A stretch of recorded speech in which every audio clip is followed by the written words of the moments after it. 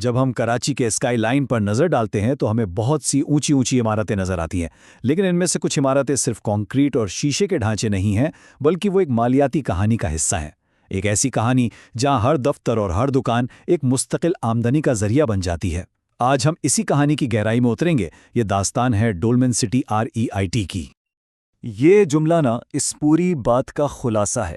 یہ ہمیں بتاتا ہے کہ ہم صرف ریئل اسٹیٹ کی بات نہیں کر رہے، بلکہ ہم ایک ایسی مشین کا تجزیہ کر رہے ہیں جسے خاص طور پر اپنے سرمایہ کاروں کے لیے منافع کمانے کے لیے ڈیزائن کیا گیا ہے۔ تو آئیے دیکھتے ہیں کہ یہ مشین آخر کام کیسے کرتی ہے۔ تو آخر یہ ڈولمن سٹی ریٹ، جسے ہم DCR بھی کہیں گے، ہے کیا؟ بہت آسان لفظوں میں یہ پاکستان کا پہلا ریئل اسٹیٹ انویسٹمنٹ ٹرسٹ ہے جو 2015 میں اسٹاک مارکیٹ میں آیا۔ یہ ایک طریقہ ہے جس سے کوئی بھی ملک کی چند بہترین جائیدادوں میں حصہ دار بن سکتا ہے اور ان کے کرائے سے براہ راست آمدنی حاصل کر سکتا ہے۔ اس قلعے کی بنیاد دو بہت ہی مضبوط ستونوں پر کھڑی ہے۔ ایک طرف ہے ڈولمن مال کلفٹن، جو کراچی میں شاپنگ کا ایک بڑا مرکز ہے، اور دوسری طرف ہے ہاربر فرنٹ ٹاور، جہاں اینگرو، سٹی بینک اور PNG جیسی بڑی بڑی ملٹی نیشنل کمپنیاں کام کرتی ہیں۔ یہ کوئی عام کرایہ دار نہیں ہیں، یہ وہ کمپنیاں ہیں جن کا کرایہ ہمیشہ وقت پر آتا ہے، جو DCR کو ایک چٹان جیسی مضبوطی دیتے ہیں، اور اس سب کو عارف حبیب کی AAA ریٹڈ ٹیم مینج کر رہی ہے۔ اچھا، تو قلعے کی مضبوطی تو دیکھ لی، اب ذرا اس کے اندر جو پیسے بنانے والی مشین چل رہی ہے اس پر بات کرتے ہیں۔ DCR کا بنیادی مقصد بہت ہی سیدھا سادہ ہے: کرائے کی آمدنی کو جمع کرنا اور اسے سیدھا اپنے یونٹ ہولڈرز تک پہنچانا، اور اس کی کارکردگی کے جو اعداد و شمار ہیں وہ واقعی دیکھنے لائق ہیں۔ ذرا اسکرین پر یہ نمبر دیکھیں، 99%۔ یہ ہے اس کی آکیوپینسی ریٹ، یعنی کہ تقریباً ہر دکان، ہر دفتر ہر وقت کرائے پر چڑھا ہوا ہے۔ یہ اس بات کا ثبوت ہے کہ پاکستان کی بہترین کمرشل پراپرٹی کی مانگ کتنی زیادہ ہے۔ اور یہ ہے وہ نمبر جو ہر انکم انویسٹر کی توجہ کھینچ لیتا ہے: تقریباً 21% سالانہ ڈیویڈنڈ ییلڈ۔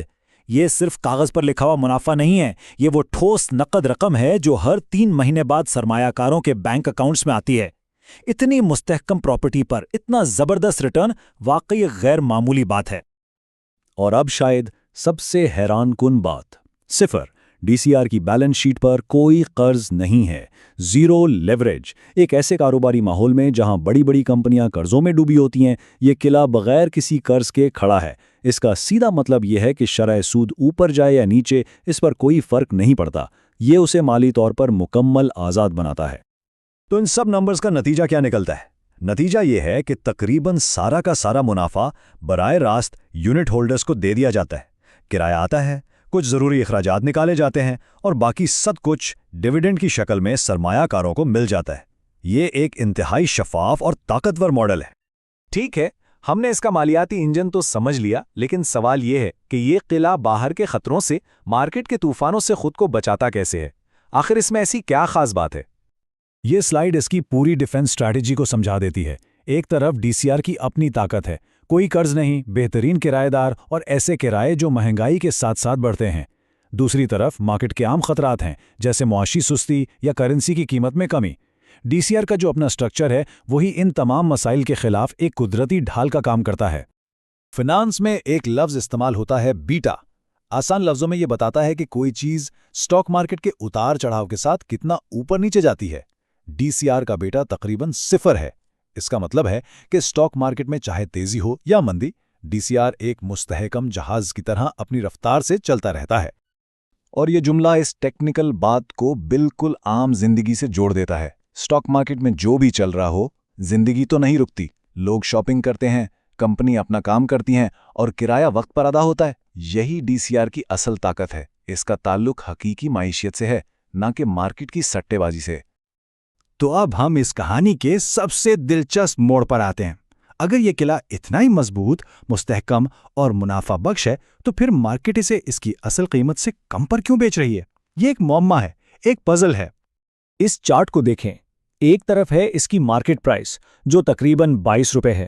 دوسری طرف ہے اس کی اصل قیمت، جسے NAV یعنی نیٹ ایسٹ ویلیو کہتے ہیں، جو تقریباً 35 روپے پر یونٹ ہے۔ اس کا مطلب یہ ہوا کہ مارکیٹ اس قلعے کو اس کی اصل قیمت سے تقریباً 37% ڈسکاؤنٹ پر بیچ رہی ہے۔ یہی تو سوال ہے جو ہر سمجھدار سرمایہ کار کو پوچھنا چاہیے۔ اگر ہر چیز اتنی اچھی ہے تو پھر یہ ڈسکاؤنٹ کیوں؟ اس کی چند ممکنہ وجوہات ہیں۔ एक तो ये कि पाकिस्तान में REIT का कॉन्सेप्ट ही नया है और बहुत से लोग इसे ठीक से समझते नहीं।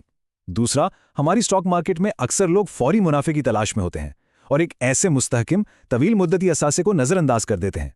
लेकिन एक तवील मुद्दती सरमायाकार के लिए मार्केट की यह कमजोरी दरअसल एक बेहतरीन मौका हो सकती है।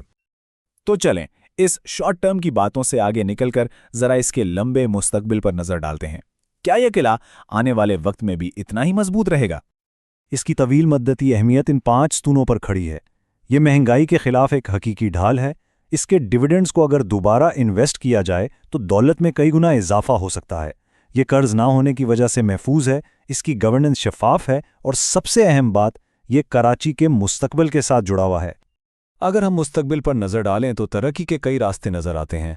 किराए हर साल बढ़ते रहेंगे, टेक्नोलॉजी का इस्तेमाल करके अखराजात को मज़ीद कम किया जा सकता है, और जैसे जैसे कराची की आबादी बढ़ेगी इस कीमती जगह की मांग में और भी इजाफा होगा और मुस्तकबिल में इसमें मज़ीद जायदादें भी शामिल हो सकती हैं। तो आखिर में सवाल ये है कि ये इन्वेस्टमेंट किसके लिए ठीक है? अगर किसी को मुसलसल कैश फ्लो चाहिए तो ये एक बेहतरीन ऑप्शन है। अगर कोई अपने सरमाए को महंगाई से बचाना चाहता है तो ये एक ठोस असासा है। जो लोग वैल्यू इन्वेस्टिंग करते हैं उनके लिए नैव पर यह डिस्काउंट एक मौका है, और चूंकि ये शरिया के मुताबिक है, ये इस्लामी सरमायाकारों के लिए भी एक मिसाली इंतखाब है। ये जुमला उसका बेहतरीन खुलासा करता है।